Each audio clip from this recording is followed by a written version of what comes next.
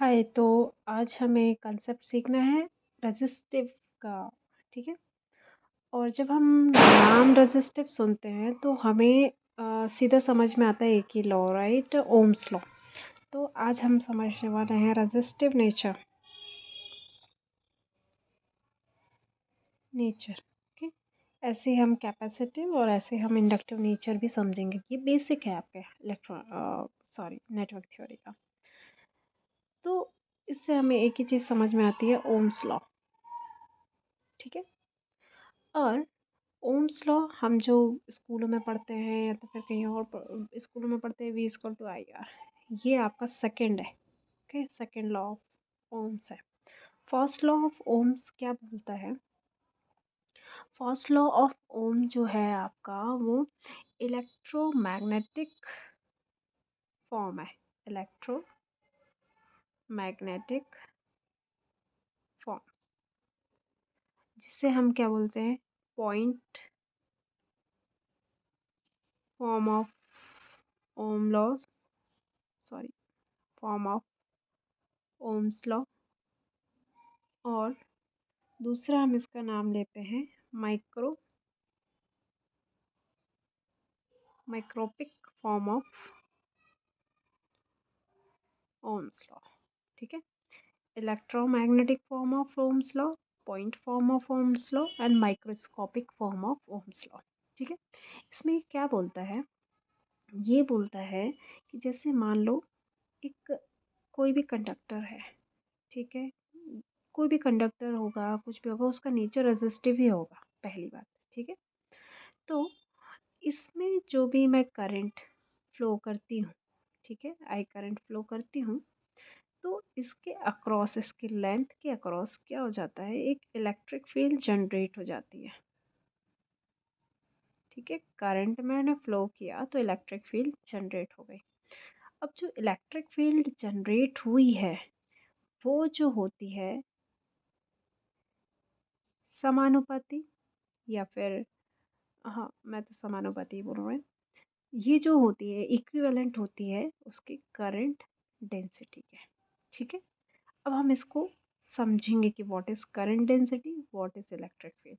जब आप करंट किसी भी चीज़ में फ्लो करते हो ना, तो आपको क्या होगा ना, वहाँ से एक एक फील्ड जनरेट होती है। हमेशा करंट जो है कहीं से भी फ्लो होगा, वो एक कुछ फील्ड जनरेट करता है। वो फील्ड आजू बाजू जनरेट हो जाती है, या तो आजू बाजू इन द सेंस उसी उसी कंडक्टर के अक्रॉस जितना भी लेंथ है, उस पूरे पे आपका क्या हो जाता है?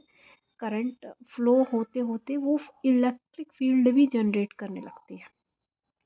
ठीक है। इलेक्ट्रोमैग्नेटिक, इलेक्ट्रिक फील्ड भी जनरेट करती है। और करंट डेंसिटी क्या है? करंट डेंसिटी जैसे डेंस, डेंस मतलब, डेंस क्या होता है? डेंस मतलब समथिंग जहाँ पे बहुत ज़्यादा भीड़ हो। ठीक है। भीड़ हो, डेंस। डेंस फॉरेस्ट बोलते हैं हम, भीड़ बोलते हैं। ठीक है। तो डेंसिटी इन द सेंस कि उस एरिया में कितने पॉपुलेशन, समथिंग, अगर मैं कंपैरिजन करूँ। ठीक है। तो अ, उस एरिया में कितना पॉपुलेशन है, उसको हम उसकी डेंसिटी बोलते हैं। तो करंट डेंसिटी क्या होगी? उस एरिया से कितना करंट पास होगा, है ना, किस हिसाब से पास होगा, वो उसकी क्या कहलाएगी? डेंसिटी कहलाएगी। किस हिसाब से, कितनी कितनी कितना मिल के करंट, जो इलेक्ट्रॉन है, वो कितना मिल के वो उस जगह से पास आउट हो रहे हैं, वो आपको क्या कहलाएगी? करंट डेंसिटी कहलाएगी। ठीक है। डेंस, डेंस मतलब भीड़, भीड़ मतलब पास आउट होने में दिक्कत कितनी होनी है, राइट? तो एग्जैक्टली मैं बोलूँ तो इसका मतलब ये होता है कि उस एरिया से निकलने में मुझे कितना समय, कितना टाइम लग रहा है, और उसमें मतलब अदर्स लोग कितने हैं, वो उसकी डेंसिटी कहलाएगी। जैसे एक एरिया है जिसमें 10 लोग हैं और एक एरिया है जिसमें 5 लोग हैं, तो हम क्या बोलते हैं? ये 10 लोग वाली की डेंसिटी ज़्यादा है और इसकी कम है, डेंसिटी कम है। ठीक है, पॉपुलेशन की अगर मैं कंपैरिजन करूँ तो। सो आओ इस फॉर्म में। तो जे जो है वो मैंने क्या किया है? ई के इक्विवेलेंट कर दिया है। ठीक है। अगर मैं ये साइन हटाऊं तो यहाँ पर आता है कंडक्टिविटी। कंडक्टिविटी मतलब कि कैसे वो फ्लो हो रहा है, करेक्ट, कैसे वो फ्लो होके जा रहा है, कैसे वो कंडक्ट हो रहा है, कैसे वो वहाँ उसमें से करंट कितनी जल्दी पास आउट हो रही है, कितनी जल्दी वहाँ से मूव हो रही है, वो उसकी कंडक्टिविटी हो जाएगी। ठीक है, जैसे हम बोलते हैं कि एल्यूमिनियम की सबसे अच्छी कंडक्टिविटी होती है या तो कॉपर की सबसे अच्छी कंडक्टिविटी होती है, तो क्यों बोलते हैं? क्योंकि उसमें से करंट जल्दी पास आउट हो जाता है। अब वहीं आप अगर प्लास्टिक लो या तो फिर कुछ ऐसा लो जो ज़्यादा कंज्यूम, प्लास्टिक तो हालांकि आपको करंट पास आउट ही नहीं करेगी, कुछ और मटेरियल मैं बोलूँ तो वो पास आउट अगर नहीं करेगा तो मैं बोलूँगी उसकी कंडक्टिविटी थोड़ी कम है। ठीक है, अब अ, तो अगर मैं जे को, डेंसिटी मतलब क्या होगा? डेंसिटी मतलब कि मेरा जो करंट है वो किस हिसाब से कितने सरफेस से पास आउट हो रहा है, ये सरफेस है, करंट कितने सरफेस से पास आउट हो रहा है। ठीक है, कितनी जल्दी सरफेस, मतलब इतने सरफेस में करंट किस हिसाब से पास आउट हो रहा है। ठीक है, ये आपका आई एस हो जाएगा। ई जो होता है ना वो डिपेंड करता है वोल्ट पर यूनिट लेंथ, मतलब कि इस, जैसे मेरा ये कंडक्टर है, ठीक है, इसकी लंबाई में कितना वोल्ट मेरा जनरेट हुआ है, वो आपका क्या क्या कहलाता है? इलेक्ट्रिक फील्ड कहलाती है, इलेक्ट्रिक फील्ड इंटेंसिटी। ओके, तो अब अगर मैं इस पे वैल्यू रखूँ, पुट ऑन करूँ, तो क्या हो जाएगा? I by S sigma V by L हो जाएगा।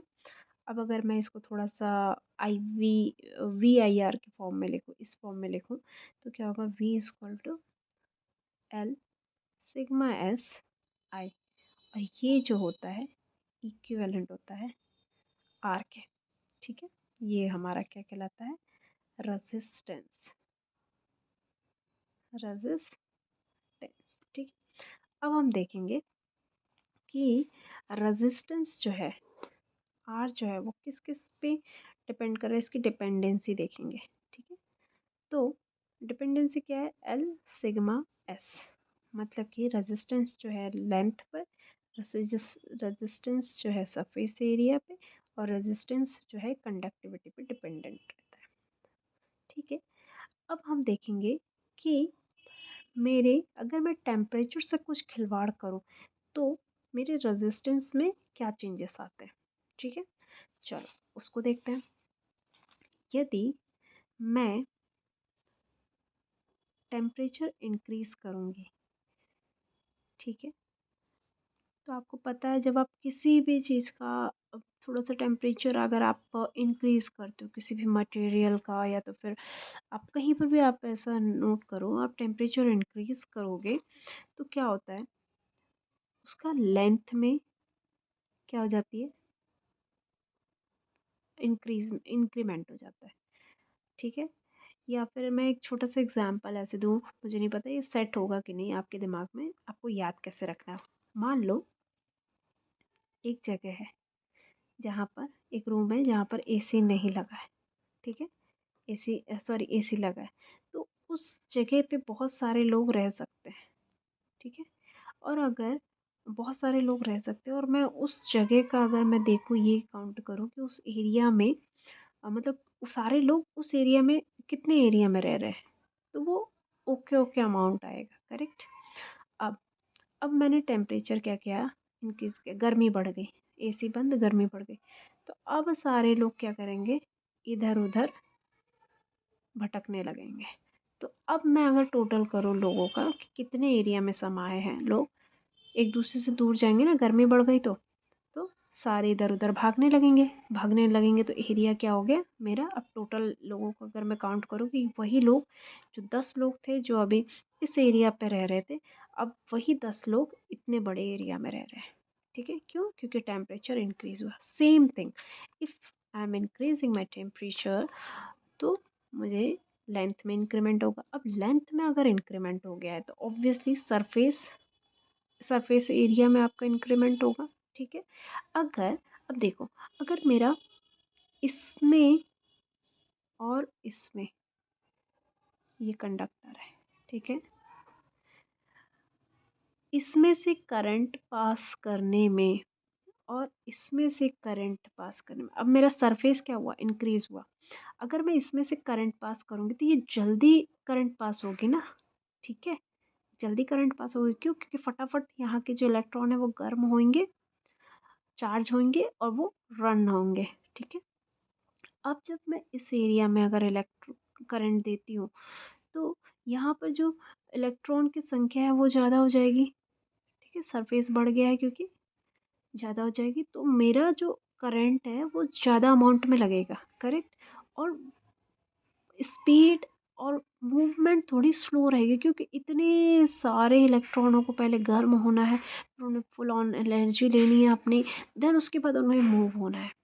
तो सीधी सीधी बात है, सरफेस इंक्रीज होगा, सरफेस इंक्रीज होगा तो इसमें स्पीड ऑफ कंडक्टिविटी क्या थी, बढ़िया थी। इसमें कंडक्टिविटी क्या हुई, डाउन हुई, करेक्ट। अब अगर कंडक्टिविटी आपकी डाउन हुई है, कंडक्टिविटी डाउन होना मतलब पासिंग करंट जो है वो मेरा स्पीड, इलेक्ट्रॉन का मूवमेंट स्लो डाउन हो गया। अगर स्लो डाउन हो गया तो मैं उसी को क्या बोलते हैं, रजिस्टिविटी या तो फिर रेजिस्टेंस, करेक्ट। अब वो क्या हो गया मेरा, इंक्रीज हो गया। तो टेम्परेचर बढ़ने पर रेजिस्टेंस जो होता है वो इंक्रीज होता है, ठीक है, हमेशा ध्यान रखना, इम्पॉर्टेंट कंसेप्ट है। अब हम नेक्स्ट वीडियो में पढ़ेंगे कि आगे का कैसे डील करना है, ओके, आगे के जो सम फार्मूला वगैरह हैं उसको कैसे देखना है। Okay, thank you so much.